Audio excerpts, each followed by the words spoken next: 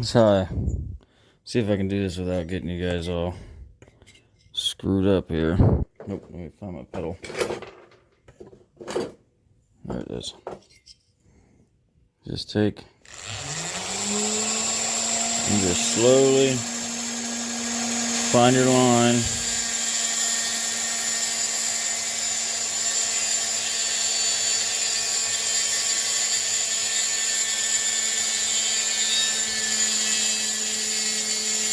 Once you get a groove made, just slowly follow it straight back to wherever your end point is.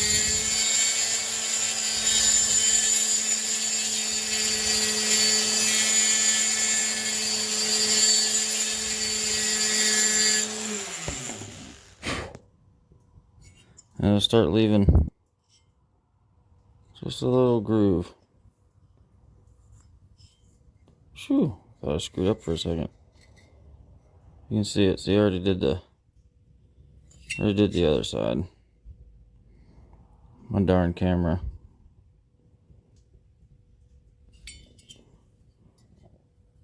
Well, you can kind of see that, right?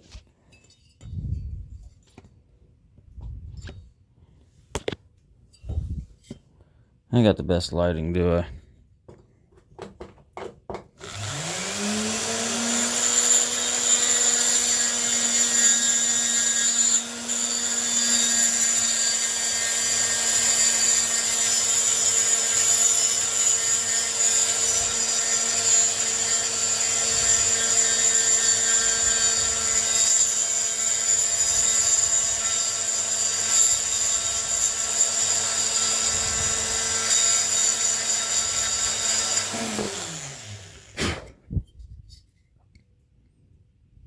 There you go. Now you can see it. I got my line brought down on each side. Most of the plating is off of there now. So now I can go through with the bigger bit and cut the rest of that off. But I'll still take this diamond bit just to try to get all this plating off of here.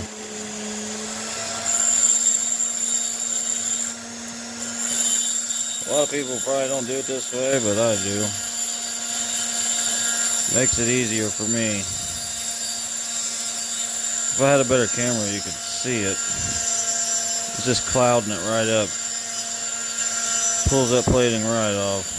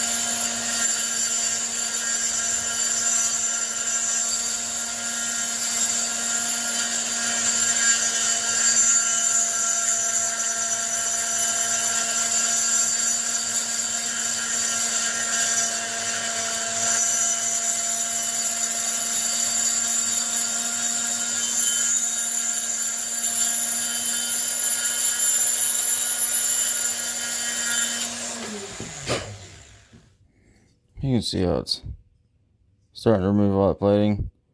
That's probably thin enough now that it'll come right off with the burr that I use. I don't really use a very expensive burr, so it kind of gets hard to do sometimes. Here's the other side already done. Got a little bit of thickness right in the middle. You can see it needs to come out still, but getting it there. I'm going to do just the one side of the upper transfer. I'm going to slope them just a little bit just to see what happens. Somebody already told me they had another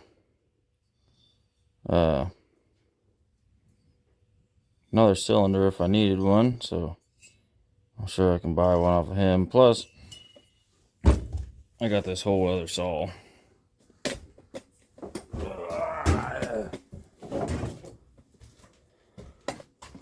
Which this is in pretty good shape too. It's just filthy. I already used this one.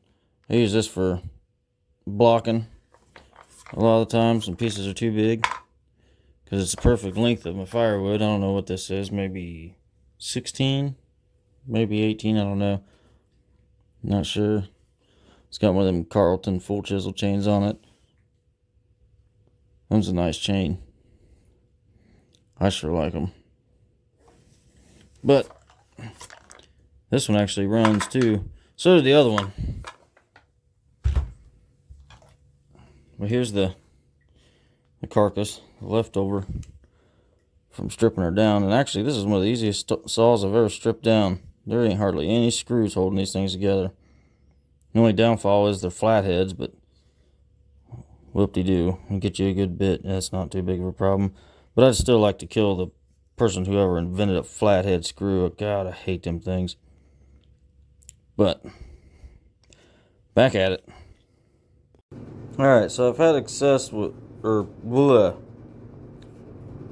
I've been successful, there we go, if I can spit my words out, with what I call the crack hole, like the old McCulloughs have. If you look right there at the, go focus, the port on this side is the exhaust port. I just marked the center, and I'm going to take that up 3 degrees, maybe 4,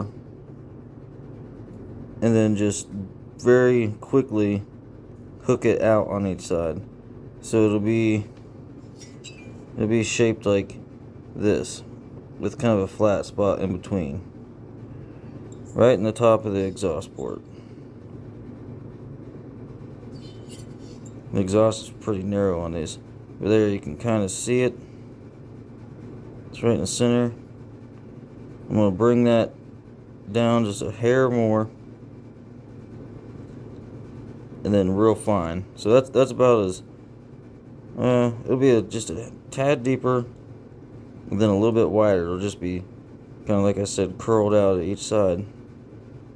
I don't know why it works, but it worked on McCulloughs, and I've had success with it a couple other times, so we'll try it again. Seems to be working. Why quit doing something that keeps working? Now we're going to polish this all out.